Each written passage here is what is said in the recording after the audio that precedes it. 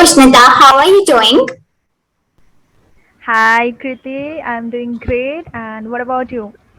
I'm doing very well, thank you. Thank you for accepting my invitation. Thank you for having me. Okay, so what's happening? What's going around? Okay, so a lot of projects have been going on, and also I'm planning new projects for my personal account, and a lot of things are will be coming your way soon. But at times I slack off too. I procrastinate a lot at times. That's why it's taking a lot of time to complete all those projects. But hopefully, I'll come up with something new soon. Okay, so let me start with a short introduction of you. Sure, sure. Ushnita Mukherjee is a freelance content writer, content marketer, and a copywriter. She creates content that helps, engages, and attracts the target audience of one's business and brand. She's into writing for more than a decade and have written content for multiple national and international clients. She's working with the boss lady Haley Akasaheli Chatterjee as well as a freelance social media manager and consultant plus client success assistant of Freelance 101 Academy. She is an enthusiastic dancer too. DM for her for any tips if you want. Additionally, she holds expertise in the areas of blogging and content strategy. All in all, she's a hungry for growth individual. Reach out to her for various kinds of writing services around articles, blogs, ghostwriting, YouTube description, email marketing, etc. I'll drop her Insta handle and the mail in the description below. A warm welcome to you, Ushnita, on Journey Teachers. Thanks for this amazing introduction, Kriti. And yes, thanks for having me once again. My pleasure. So, the first question for you is what is actually social media management? What are the responsibilities and the tasks performed? Okay, so a social media manager is someone who takes your online business to a next level on social media, who helps you position yourself properly on social media and helps you get clients by making posts content for you, by writing captions for you, and overall uh, building your social media platform so that you can attract and reach your target clients.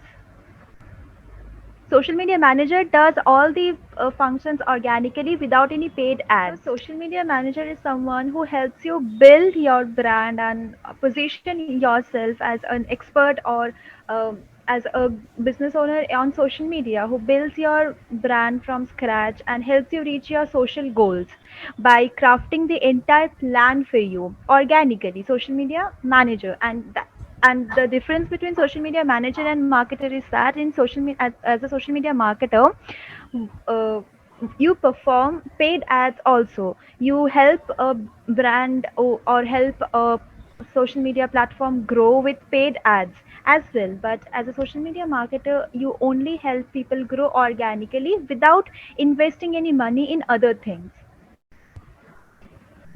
Okay, quite interesting. So, what are the responsibilities and the tasks performed during social media management? Okay, so a social media manager performs a lot of things like creating content, to strategizing the content, to creating the engagement strategy, to helping you reach more people, and basically crafting a plan so that you can reach your month to month goals, and also increase your revenue goals in at the end of the day. Yeah, all right.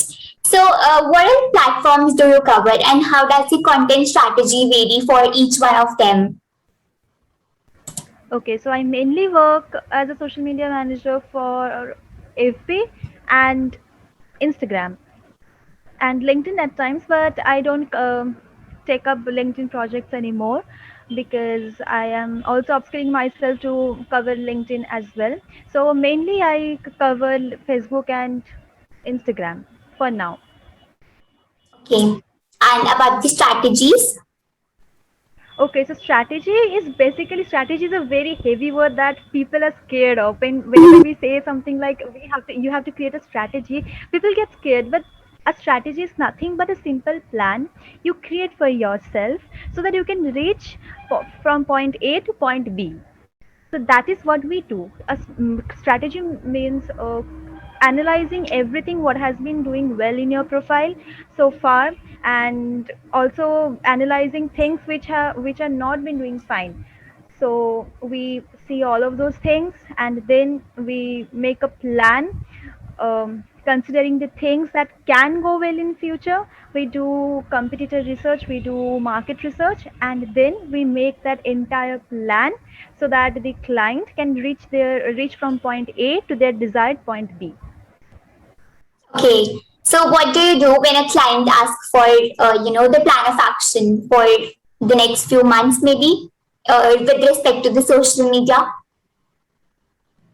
Okay, so that's a good question. A plan of action is something which I give the overview of the entire thing that I'll be covering in the entire service, and also month to month consultation calls plus a lot of things are covered, but I present everything from onboarding process. In the onboarding process, the things are covered like the proposal, the second thing is contract, and then a PPT presentation where I present the entire plan so that I can set the expectation right, and we make sure that we are a good fit and we don't have any unrealistic expectations, and we are in the same line, we are aligned with each other's thoughts.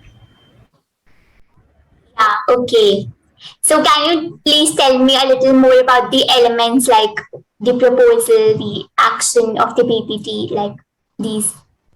Okay, so the actions, I first analyze their profile, what can be improved, what are going wrong in their profile. Already, I ask about their challenges, and based on that, I form a proposal, what I can do for them, and also how can I help them improve and get more sales or whatever their desired goal is. And then I point out in the PPT, I point out the things that they can expect from me when I start working with them, and also how this work will be done, when they can expect the content from me, where they can ask me to make changes, because they cannot ask me to make changes in the last hour, right? So I make it very clear from the very beginning that whenever you have an extra work or whenever you want to make changes in the existing project or the existing plans, then you have to inform me, like before a certain time. I give them a certain slot so that uh, any confusions don't happen in the future while working with them. And also we set the payment terms right. So the main three things are communication, payment terms, and expectations. If you say three things right, then you don't have any chance to uh, fall into a maze while working with that client in future, in the near future. Absolutely, so true. So, how to actually become a social media manager as a complete newbie? Okay, that's by accident, to be honest. So I didn't have a phone back in December. I bought my laptop this year January. So I didn't have a phone back in December. So I was just changing my niche from content writing to social media management. I was just starting to consume the content around how to become a social media manager, how to get started into social media as a social media manager. And then as a beginner, you always have this doubt that will I be able to be called a social media manager? Will I be able to actually handle the project if I get one? So yes, will I be able to handle those projects? So there was a client who for whom I used to write content. So she was looking for a social media manager for for her account. The roles were very basic. So I saw her status, but I didn't respond. I thought that I'm not qualified enough to apply for that role. But deep, deep inside, deep within, I knew that I wanted to work with her as a social media manager, because if I could, that would be a great breakthrough. Um, so and Fortunately, she sent me in my DM, she sent me the same image that she put in her story, and asking me whether any of my friends would be interested to do that or not. So I was so naive that I also went ahead and told my friends about that opportunity. And then luckily I don't know what crossed my mind at that point in time. I texted her that I wish I could do this, but I don't think I can do this because I don't have a laptop. I don't even have much experience. So she said, as we already had a good relationship and we had built credibility among us, so between us. So she told me that you can do it if you wish to. I was in cloud nine. I was like, I can I? Oh, so she said, yes, I'm giving you the mail. You can apply in that. So I applied. I like gave my best. I wrote maybe I wrote a good application, and then I got accepted. Luckily, that was my luck. That was my start. That is how I started as a social media manager. Then I upskilled myself, learned various things. At first, I could only do basic things like management, posting, and engaging. And then I upskilled myself to content creation, and then I upskilled myself to strategizing things. So it is a process, step by step process. Wow, that's interesting. I'm quite, amazed to listen your story. I'm sure you will do great. Thank you. That's so kind of you. Okay, so as a SMM, what do you suggest? One should fully focus on a single platform or dip hands in a variety of them. Okay, so it is always better to focus on only one thing first, because if you're focusing on 10 other things, and you would lose your focus. So I would recommend to focus on only two platforms, any two platforms that you're comfortable with in the beginning, and then try to grow that platform, try to know the nitty-gritties of that platforms, those platforms that you chose as a beginner. And after you master the scale of growing things in that those platforms, then move on to other platform. Because if I Okay. try to learn Facebook, then try to learn Instagram, then LinkedIn simultaneously, then everything would get messed up in my brain. Yeah, turn by turn. Yes. Okay, so what do we mean by ghostwriting and what does the process actually looks like? Okay, ghost writing is something where you don't get any credits, and I have not done much ghost writing in my content writing career, but uh, I did 3 to 4 projects where from my experience, I could only tell that it is where you don't get any credits, and also you get paid more because you don't get any credits. You will have to do everything from scratch. You will have to do the research, and also you will have to do a lot of you will have to put a lot of effort. But as you cannot showcase that to any other clients or anywhere else, so you should always charge higher in ghostwriting. Okay, so what should be the structure of the story and the word limit maybe? Word limit depends on what your client wants, because they give the word limit. And you can also, like, if you are asking about how to quote a price in ghostwriting, then you can always quote up to 2k words. I charge around 3k, because even if it is 1.5k words, you can still charge 3k, because it is up to 2k words. So Yeah, whatever the word limit is, it depends on what your client wants. yeah, all right. So, talking about the web copies as well, what all they cover and what are the steps around these? Okay. So web copies are something that you see on every website. Whenever you go to any website, you see a lot of things like about section, FAQs, and a lot of things like small uh, 3 to 4 liners where you get to know about them, where you find something interesting and you tap on that, you get details about other projects they have done. So those are the things that you have to do in web copies. So starting from about section to writing the elements of the landing page. So all those things you will have to be very careful, so that whenever any target audience visit their profile, they get converted to clients. or they get persuaded to take the next action. Yeah, So if you are exactly. so if you are going to any like maybe say coaching, like you want to take any coaching program, you will land in the first page, and then you would want to maybe know about the next process. So if you're convinced that you want to go to the next process, then that web copy is well structured and well written. And if you just leave that after reading, then that web copy is not well written. Yeah, some great insight into this. So, we would also like to learn more about creating the social media strategies from you. How does it work?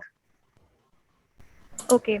So as I said earlier, that social media strategy is just a plan of what you want to do to reach a certain goal. So the main thing, the first thing about creating the strategy is knowing the goal, what the goal is.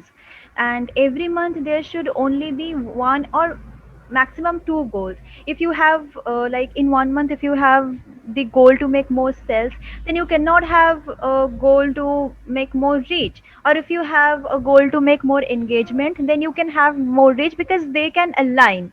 But sales and reach can't align, right? So Yeah, you have need to have only one goal or any two goals that align with each other. Then based on that goals, you have to go back and see what worked well in the last 3 months, or in the last 1 month, right? You have to go to the inside section and analyze the things which worked good, the posts that performed better. In suppose your goal for this month is to make is to get more reach. So you have to go back to inside section, and you need to find out which post reached more people, and what type of comments they put in that post. Based on that, you need to re repurpose those posts. We have to create content around those posts, right? And apart from that, you will have to take into consideration the other things like hashtags, and how to uh, craft the engagement strategy. Because the engagement strategy is something which many people overlook. They think that commenting on 10 profile will be enough after posting and before posting, but that is not the case. uh, Commenting is not enough. Like along with commenting, you need to build connections. You need to share their post, and you have to remember that whose post you have left your comment on, you left your comments on, so that you can go back to them and can show up time and again, so that you can build a connection, and they know that yes, you were a genuine person, and later on they also start engaging with your posts. Because if one day you show up on any random person's profile and then you disappear, they would not remember you ever. They would just only count you as a number of comment, nothing else. A number of comment and nothing else. So absolutely. that is how you craft the strategy. Based on the goals, you need to analyze, and then you need to strategize. Yeah, okay. So, what can help freelance content writers write the content that actually attract and engages the target audience as well? What are the factors included in the same? Okay, the main thing is to write in a tone and in a language. Uh, so, I'm sorry. The main thing is to write in an English that would be so easy that even if a child reads it, they would be able to understand it. Like you need to have a communicative tone. You need to use very clear and simple language, and you need to talk directly to your audience. Not like unless your client prefers it, unless your client suggests it, you don't have to use anything which would make them open dictionary or search the meaning of a certain word on another website, or certain meaning. And don't use metaphors while writing content. Speak in a direct language, and you need to communicate your thoughts as simply as possible. Instead of going for complex words, use simple words. Because when you're reading something, you would not want to open dictionary time and again, and also you would not skip anything, because content writing is about educating and informing your audience, and if your audience is not understanding what you have written, then there is no point in writing that content. Yeah, absolutely.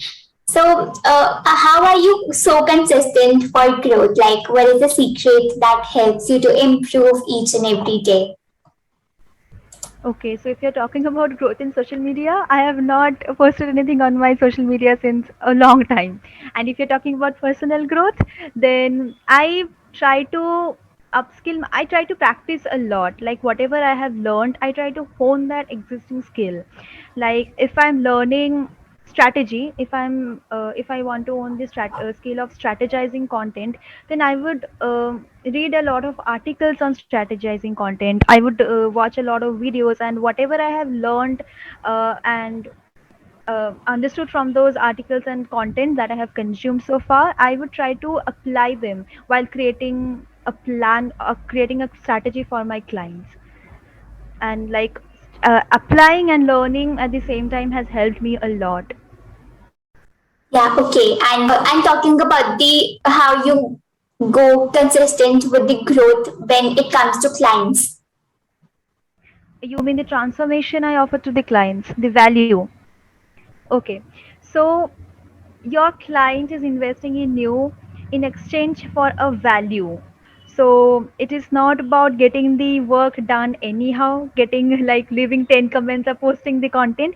It is about how they are growing. Like if their goal is to as I said, if their goal is to make two sales in a month, obviously that sales does not depend on you as a social media manager alone, but to clients as well. But if their goal is to make sales in a month, two sales in a month, then you have to make sure that whatever content you are creating, those content are leading them, like leading the audience to click on their website. Those content are making the audience inquire about the services that your client provides. If that is not happening, then there is something wrong, and you have to analyze that. And once you analyzed it and like tweaked the process, that is how everything starts working on like in your favor, and that is how you provide value to your clients as well. Yeah, interesting. And what are certain apps or tools you use or have worked with already for a better client experience? And what actually helps you to stand out? Okay, so I use Notion, and for collaboration and all, I can send them the link and they can check out. And I use a simple Excel sheet for creating content calendar. I share the link with them, they can view the entire thing and leave me a feedback. I used Facebook Creator Studio app to schedule content, Canva to design content, and nothing else. These few things, few apps. Yeah, these are very helpful. So, how did you land your first client and continue to do so? Like, do you use Upwork, Fiverr, and all? No, no. So I took, like when I was starting out in this field as a freelancer. So I took Saheli's mentorship call. Okay, so she used to offer mentorship call to freelancers back then. So I took that call, and after taking that call, I landed my first client within 14 days from Facebook itself. I used Facebook groups. I created my portfolio in the beginning because I started out as a content writer. I created my portfolio, and then I started I randomly posted on this group. I know that that strategy does not work anymore nowadays, because there are a lot of content writers who are posting that I am a content writer, I want to work with you, please hire me. So this doesn't work anymore, but back then it worked for me. That's why I'm sharing this technique with you. So I posted in that group that hey, I'm a content writer. If anybody is looking for a content writer, they can contact me. I write plagiarism free content. I was a complete beginner, and whatever I knew, I wrote. So thankfully, two people commented that yes, I have a work for you. Drop your email address, and that is how I landed my first client. Yeah, okay. And how did you decide about the payment, like for you not to be exploited? Okay, so I always knew the uh, boundary, like outside which I would get exploited. So I always try to stay within that boundary. So as a beginner, I knew that I had to charge 40 paisa to 50 paisa per word. If it is lower than that, then I would get exploited. So I didn't take any project that was lower than 40 paisa per word. Absolutely. So, how do freelancers actually convince the prospects and make them real clients and impress the existing ones as well to carry on with them? Okay. So first of all, freelancers need to, whenever, like as a beginner, if you're telling as a beginner how to convince a prospect to work with you or to choose you over other experienced writers or other service providers, then you will have to show the value that they will get after like investing in your services. You will have to show the proof that you have a proven records of working with other clients, and working with other clients, and you have also got them results. That is why we recommend to work with better clients in the beginning, because when you're working for free, anybody would want to work with you. And in exchange for like, there should be a limit of free work, but in the beginning it helps a lot to get testimonials and stand out in your portfolios when you're sending it to your clients, right? So there is no harm if it will help you get more high paying clients in the future as a beginner, right? So you can show it to your clients that yes, I have worked with other clients as well, and I have proven records of bringing them results or bringing them value, actually results, in whatever it can be, in whatever term you can consider it, uh, as more engagement, more comments, or more anything. So you have brought them results and value, and you can do the same for them as well. And the best way is to customize everything. Whenever you are pitching to your client or prospect about anything, go to their website, do a research, and customize the entire page and tell them how you can help them get better. If they are not getting engagement, or if their website content is written in a way that is very hard to read, you can maybe craft a 200-word sample article for them, that see, if you write it in this way, then you can get better tractions, as well as your audience will also be able to understand your content better, will be able to communicate better. So that kind of value, if you show them, they will be ready to invest in your services. Yeah, exactly. And how do you impress with the existing ones, maybe to continue the work with them? Okay, so whenever my work ends, I like give them the referral option that if they refer me to any other clients or anything, they will get a commission, and I always maintain a good relationship with them. Like even if the work has ended, I always keep providing them value. I keep in touch with them, and whenever they need any help, they come back to me. Exactly, I keep networking. engaging with their Yes, I keep engaging with their post. Whenever they give any put up any stories, I reply to that. I comment on their posts. So this type of things I do with them. Engage. I keep on engaging with their content. I stay in touch, and whenever they need anything, they come back to me. Absolutely. Keeping in touch and networking really helps. Yes. Okay. So, what does freelancing process look like and sending the proposals and all? Okay. So before starting to work with your client, make sure you charge in advance. You send them a proposal, you send them a contract and proposal, like are majorly similar. You can choose any one of those things, but proposal is something which your client wants to see before knowing about your services, and contract is something which contains a lot of things like terms, payment terms, and working terms. How long is this working term available? Like if you want to work for 3 months, then the contract will be for 3 months, and beyond that, after that, you the prices and all are subjected to change.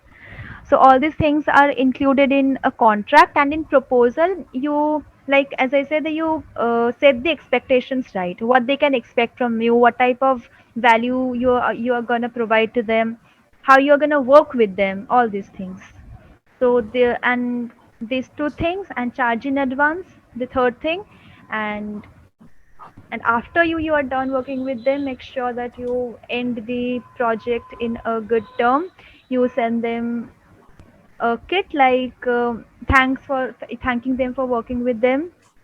And referral, if you have, if like if they refer you to someone else, you can give them a commission. I do that. And thirdly, and you can like write a sweet message like, yes, you can come back to me whenever you need any help, like this. Yeah. What would be the first percentage? Like, what would be the appropriate or Percentage, okay. yes? uh, it should be at least 40 to 50%, Yeah. Okay. because because that can help you trust that person as well. Some clients are really reluctant to pay in advance. So, how do you deal with them? Okay, so I make them understand that I explain to them why I charge in advance. It helps me to maintain a good communication and also helps build credibility. I can completely focus on my work instead of thinking about about the money. And also it will like help me build a good relationship with them. I explain everything why I charge in advance, and if they don't understand it, I don't trust them seriously. At this point in time, I don't trust them, because if they can't trust me with their advance, how can they trust me with their services? Absolutely. So true. So that level of communication and trust should be there right from the beginning between between the client and like the freelancer, the service Yeah. provider. Yeah. So the next question was, which you already covered, but I would like to, and I would like you to separately answer this as well. Many people do not exactly understand how do we say a goodbye and sending the testimonial request maybe, and what needs to be added in and in which format. Like you said about the thank you note and the referral link. Yes, you can put them down in a PDF format, and you can add a link. You can add a sample of what type of testimonial they can provide you, so that they can get an idea what are you expecting from them. Or else if they write like, yes, I had a great experience working with you, then it won't be beneficial for you. So you can provide them a template, and can provide them an edit option, that if you like, if you are happy to provide me a testimonial, then you can edit this temple in your own way, and you can give me a testimonial in like xyz words, x words. So like maybe say 50 words or 100 words, right. And that should be the testimonial part. And then you can write a thanking note, then you can give the referral option inside the PDF, and then you can tell them that you will be available if they need any more work. Like you can craft a good message like that towards the end. Absolutely, it will work. How should we leave a client in such a way that she actually refers us to others as well?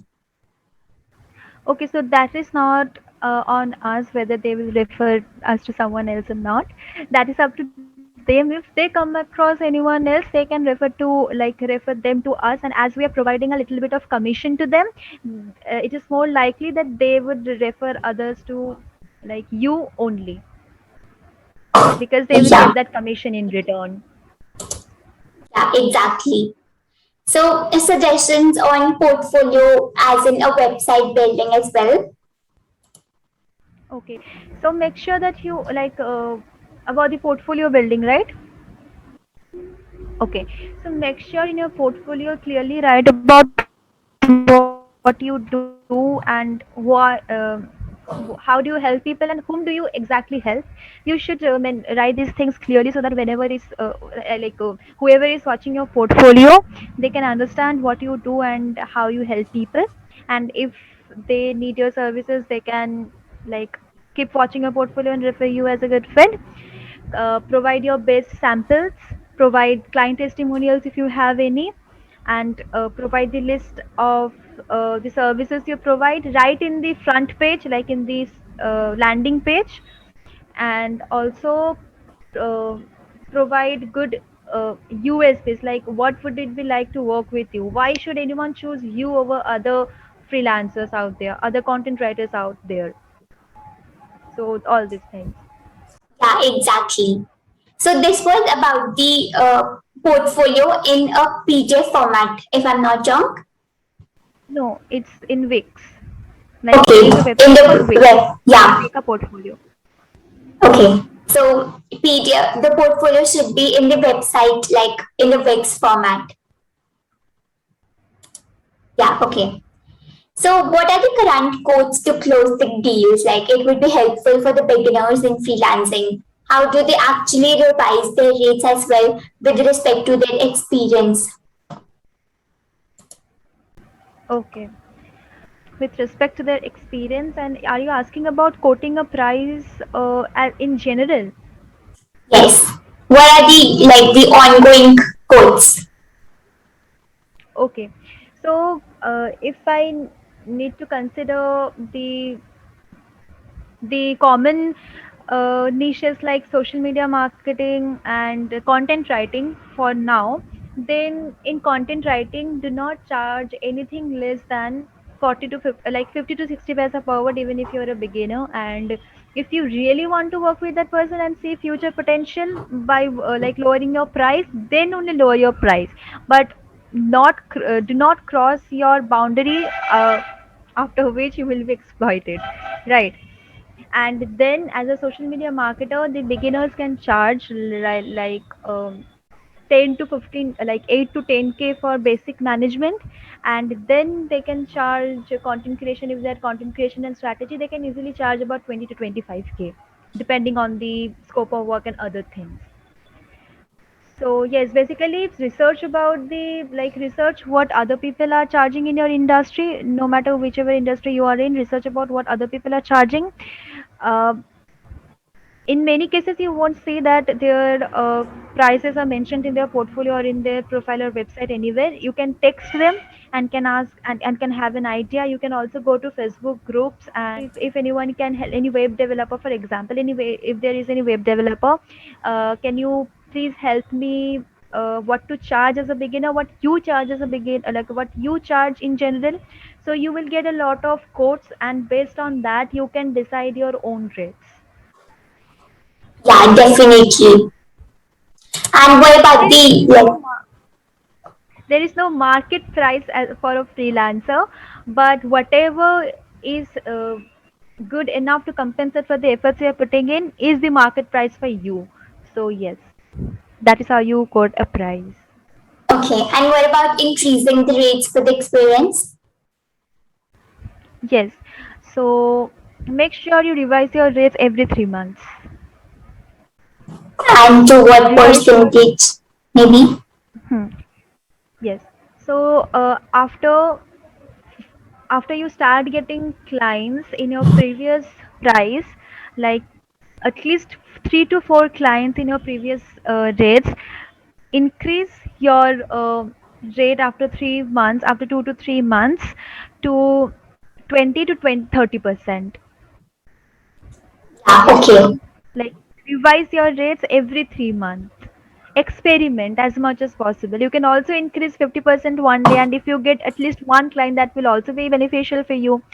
And do not reveal, I recommend it, like this is my personal recommendation, that do not reveal your price openly, because if you are choosing to experiment with your price and quote a different price to a different prospect, then if they see your price mentioned somewhere else, like your old price, and they would make a conflict that why are you quoting this right now.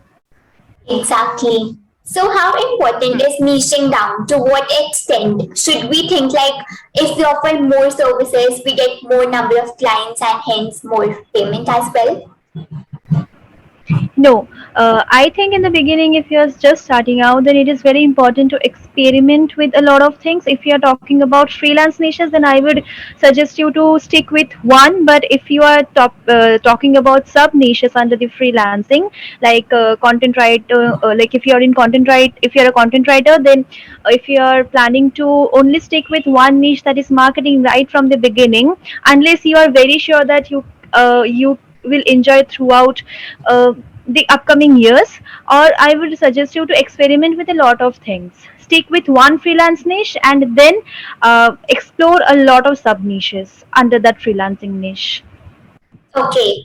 And about the number of clients, like, is it true or is it a myth that if we work with more number of clients, we get to experiment a lot? Yes, so it's not true that if we work with a lot of clients, then we will be get paid well, and also we will we can experiment a lot of things and gain a lot of experience. Rather, if we stick to like quality clients, if we strive to get quality clients who will pay more, but you will have to work with less number of clients, then your experience will also increase, because if you work with one client who needs a lot of services from you, then you can also charge well, and also you can experiment with a lot of skills. So in that way, you can explore and hone your expertise plus charge well as well. So it's not true that if you have a lot of clients and you will get paid well. Exactly. So, what are certain hacks to maintain a balance between college and freelancing?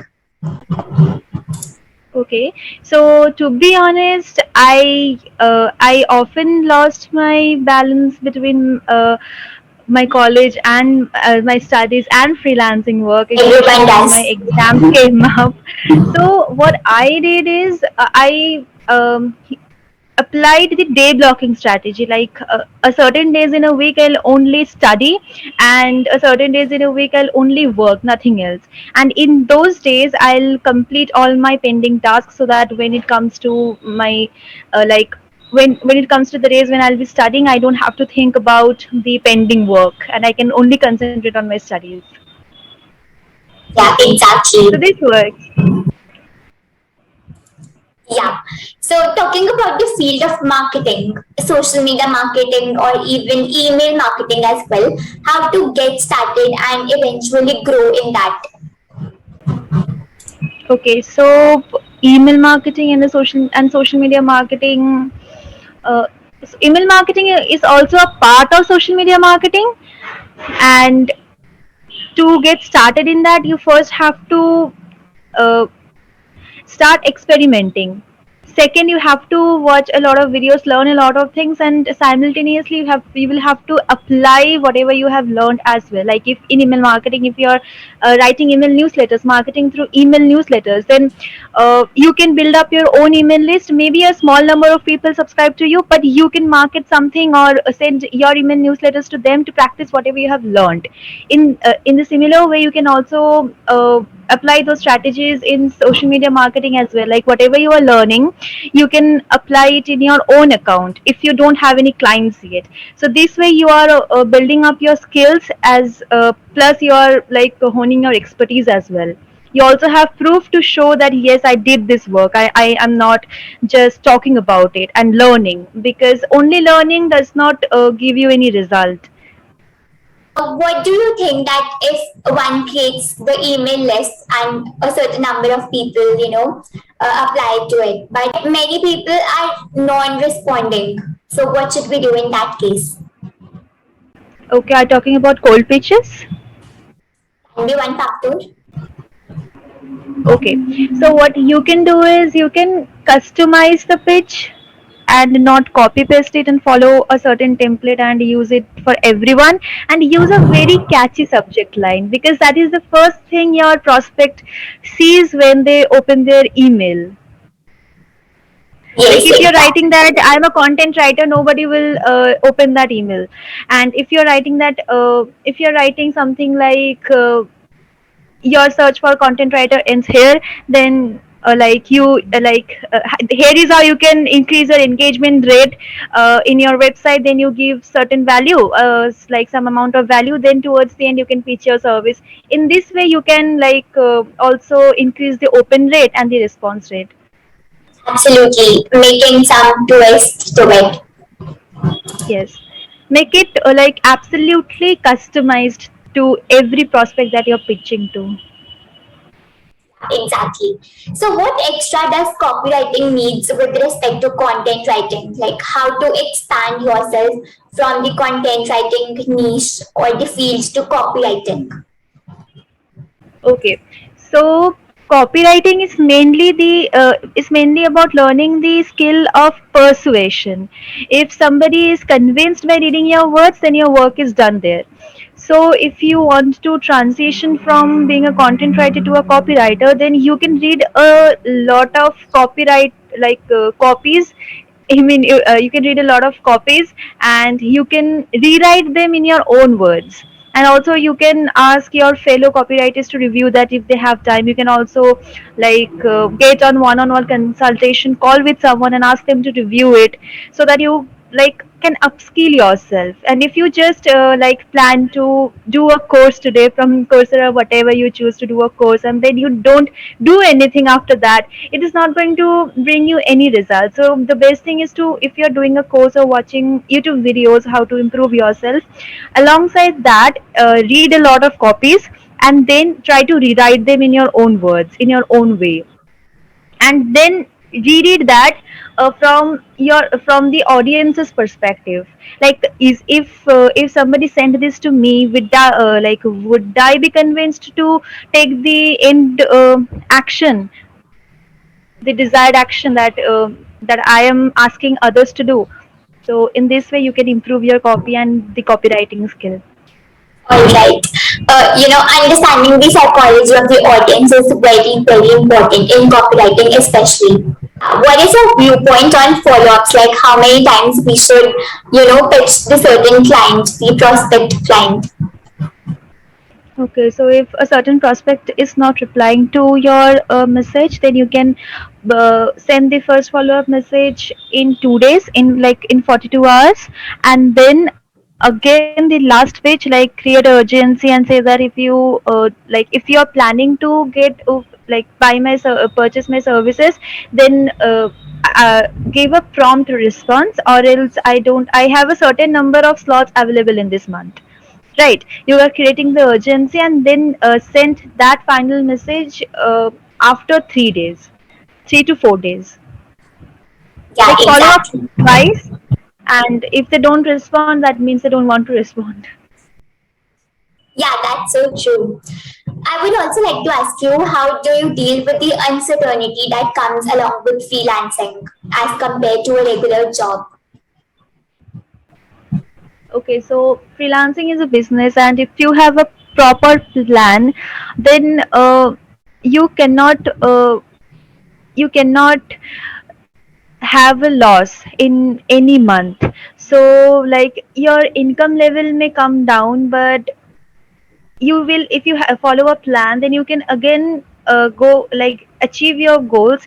If you planned if you followed the plan that you crafted for yourself, right? And along with job, the certainty is there, but I don't know, I am not a job person, so I'm telling it from my point of view. If you do a job, the certainty is there, like at the end of the month on a particular date you will get your salary. But then again, in freelancing there is a freedom, and also you can do a lot of things in your own terms. If there is a certain uncertainty, then there is also a plan which can be followed to avoid that uncertainty. Yeah, exactly. So, is working with international clients difficult? How to actually track them and match them with all their timings, their routine, their needs, and the currency as well? Okay, so whenever you are planning to pitch to an international client, convert their currency to Indian currency and see what whether the amount you are quoting to them is going to compensate for your efforts you will be putting in their work or not. And then About the timings, you can just uh, see how does it match with our timing. And if you're a content writer, social media strategist and all, then you don't need to stay up all night to work with them. You can just submit the work beforehand, like whenever it is done before the deadline, and you can go about however way you want throughout the day. And if you are a social media manager who needs to post and do all the things, like posting, commenting and engaging, then you might have to stay awake at their time. And then I used to just put up an I used to put an alarm, and whenever the time came to post, I would wake up and post and then do engagement, do all the work, and then again would go to sleep. So this is the process you can follow. Scheduling earlier helps as well. Yes, methods processes that you need to follow after posting the content. Like there is an engagement strategy which you need to do after the content is posted. So then you need to stay awake. Yeah, like putting a story based on that. Yes. Yes, okay. So, as said in the beginning, in your introduction as well, you are working with Saheli Chatterjee. So, how did you track her as a client?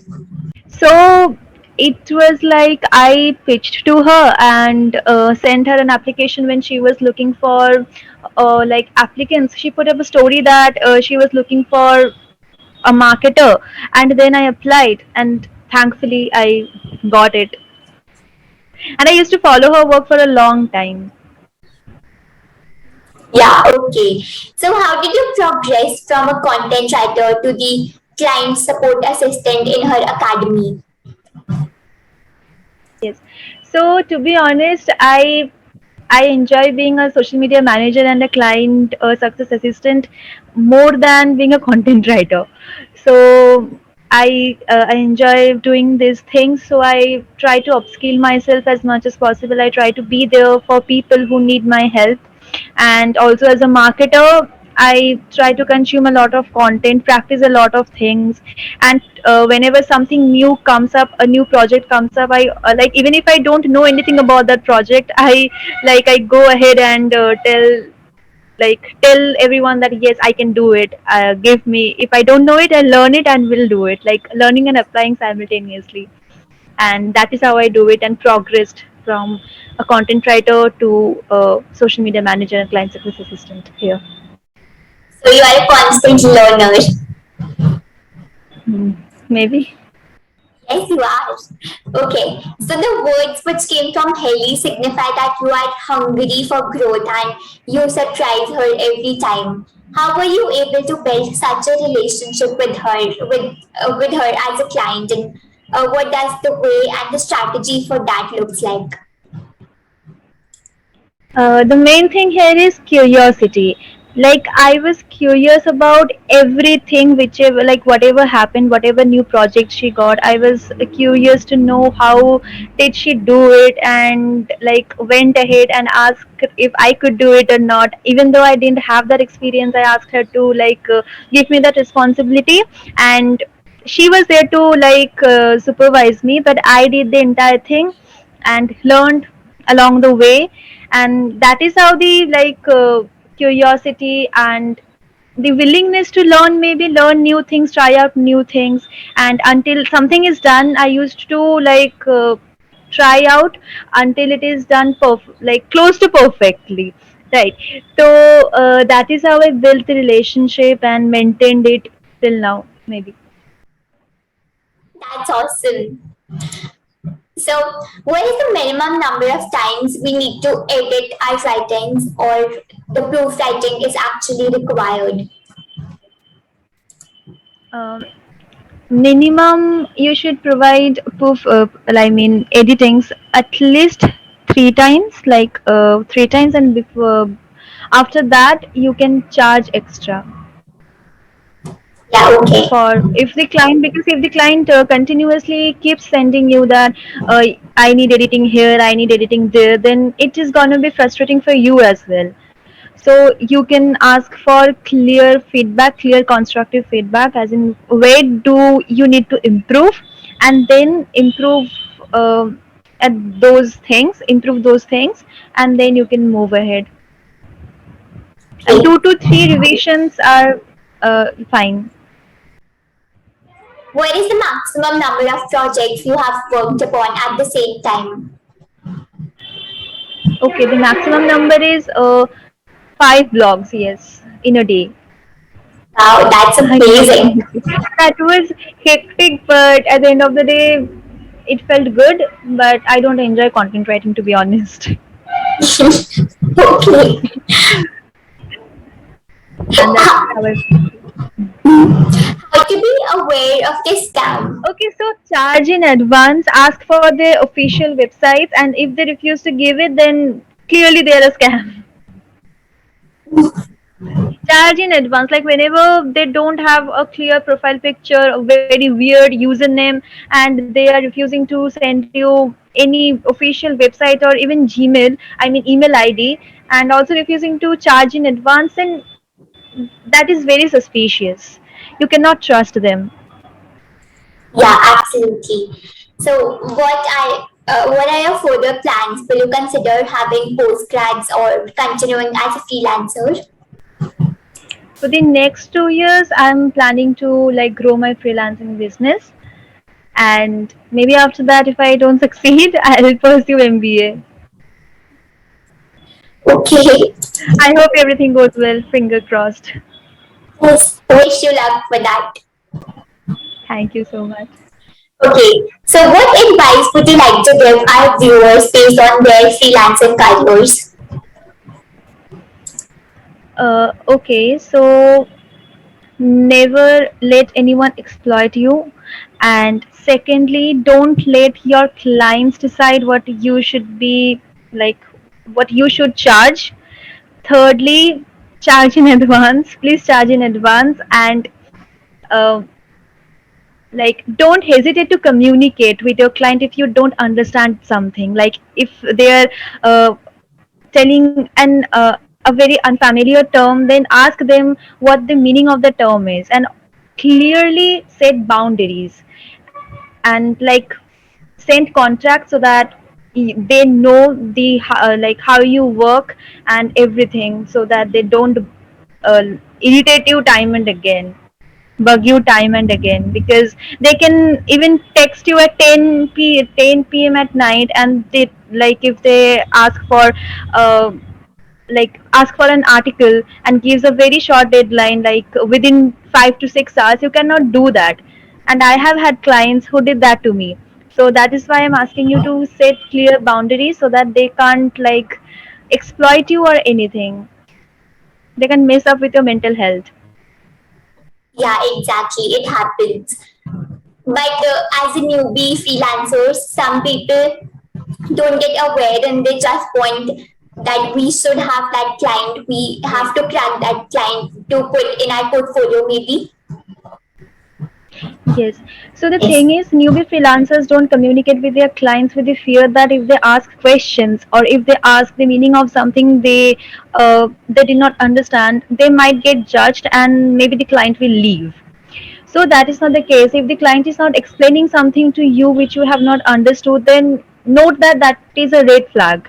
And also, that client is not going to be a good fit in the long term. You might get money right now. You might get a project to showcase in your portfolio, but that client has the chance to suck your mental health. So remember that, because a good client always ready to communicate everything to you, whatever you want to understand. Yeah, exactly. Your mental peace comes first. And yes, thanks for having me in your live session. Thank you so much. Thank you.